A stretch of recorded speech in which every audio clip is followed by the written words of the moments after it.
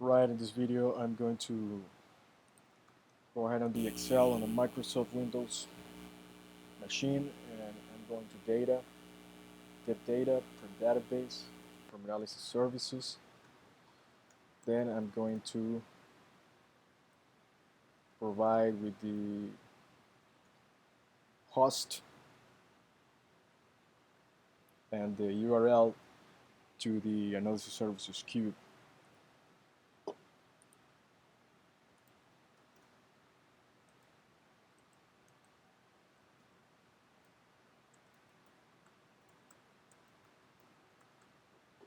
Okay, the username and password.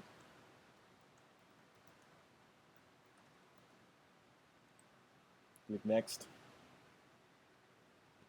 Select the cube. Click next. Click finish. Click yes. Make sure pivot table report is selected and click OK. So now the pivot table is going to appear with the spreadsheet.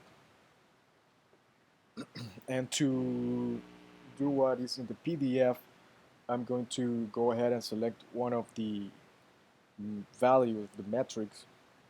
I'm going to select salt count. Now it's in the values. And then to apply a filter, I'm going to apply filter by year of the sales close date.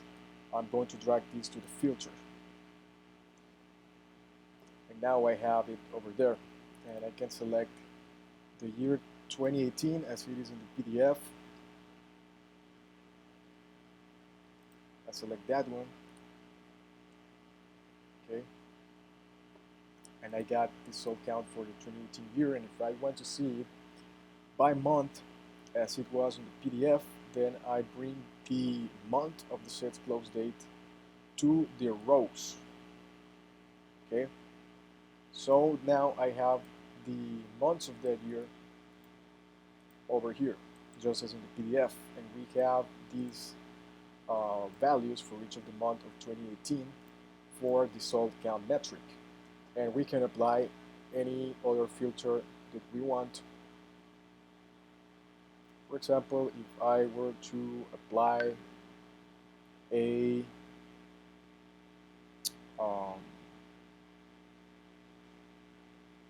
city filter, right?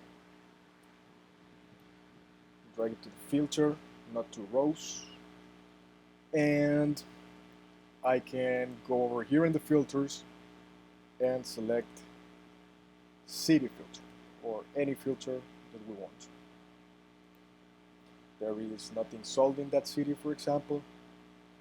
We can select any we want, and we want to select multiple. We just check this select multiple items checkbox over here and select the ones we want, and it's going to give us a value just for those cities over there. So we got just those values filtered by city right now. Go ahead and all again, and I got all the records. So we can do this with every metric and every field using as filter, rows, or columns.